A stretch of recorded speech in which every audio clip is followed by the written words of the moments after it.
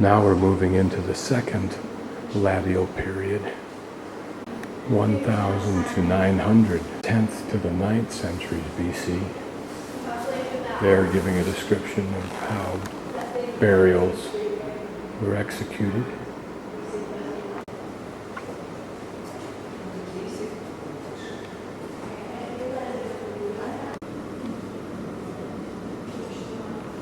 This diagram is showing that the town of Castiglione, or the area, was formed around this crater that sometimes had water, sometimes did not, over the millenniums, but that over time, by the 7th century BC, these communities we see as 1, 2, and then a couple down at the bottom, started to form together as part of then that urbanization process that man developed. Again, remember that all of what we're looking at came out of these early graves. Fortunately, this was a cultural attribute, so we have these artifacts to look at. And for whatever the reason, we're unspoiled and we're not pillaged. Now this is a third period layout of a structure remains after a fire apparently destroyed it, causing the people either to move on or to have been killed.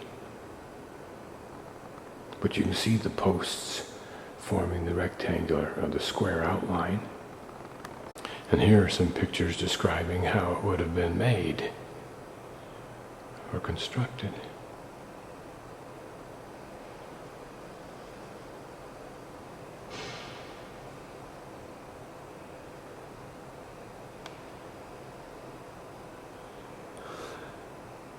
As I gaze at this, I wonder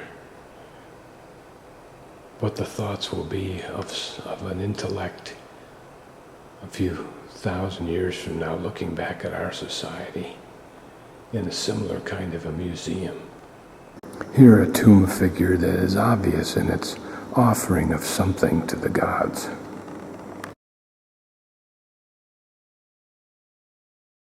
Here are examples of how tombs were laid out. Here, a full-length person. Would this have been a more important person than, let's say, this person here, whose ashes probably resided in that little fernery bowl at the bottom of that bigger bowl? Or were these just pragmatic ways to keep a family close together?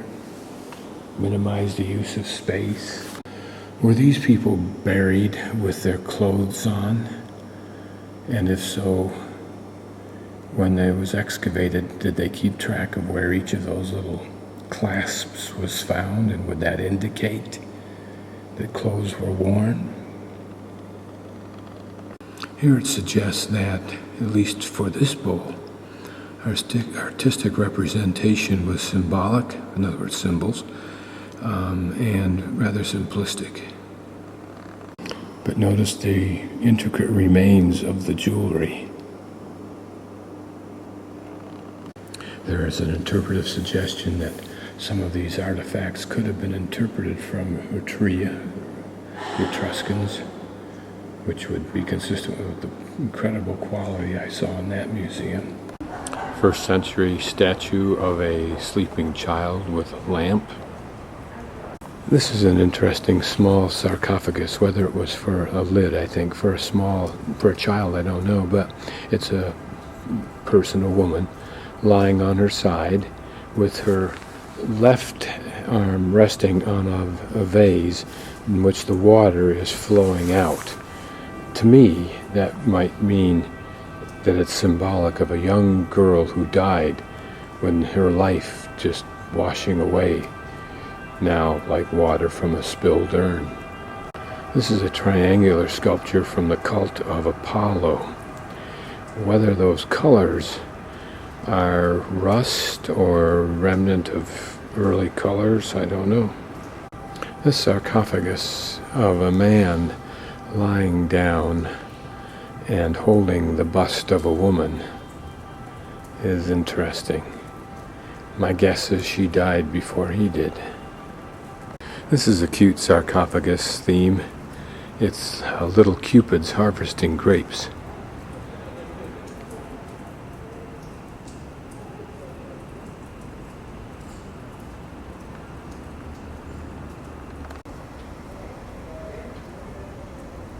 Interesting bug, the way it moves, using its tail.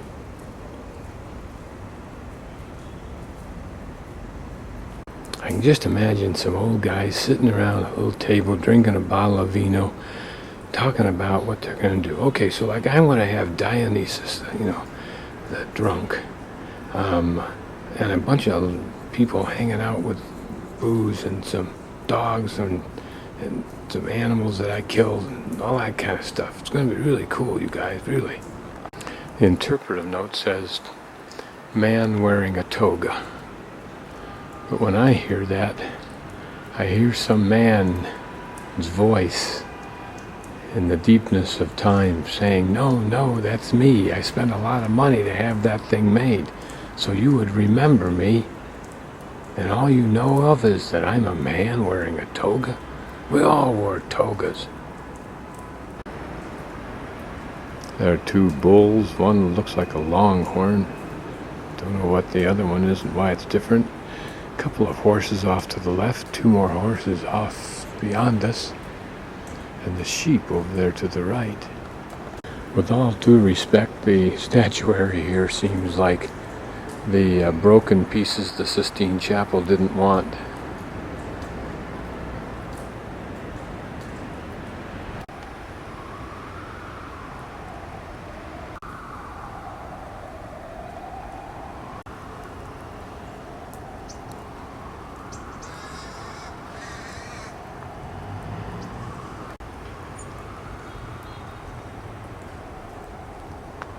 Looks like somebody's prepared a little refuge for the local stray cat. Rhinoceros, kind of, and an elephant.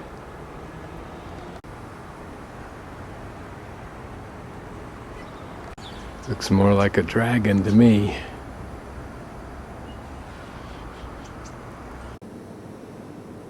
These are frescoes.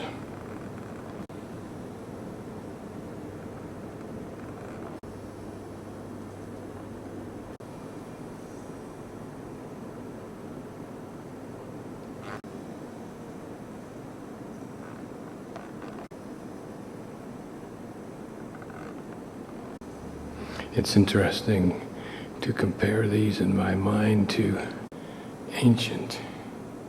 what I saw of the ancient wall paintings in France cave, where we might have Tom Mangelson prints. These folks had frescoes like this.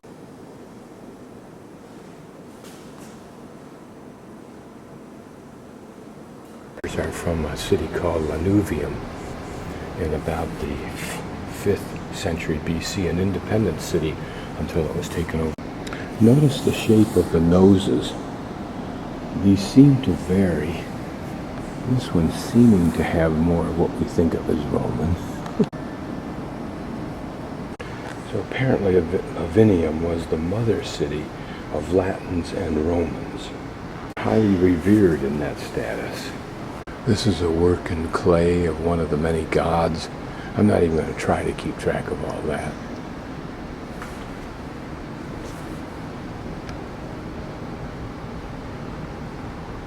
These are beautiful miniatures, versions of full-sized people. Probably out of some kind of clay, but notice that they're hollow. How did they survive this long? I find myself so presuming the beauty to be in the lack of color that I cannot wrap my mind around them being painted.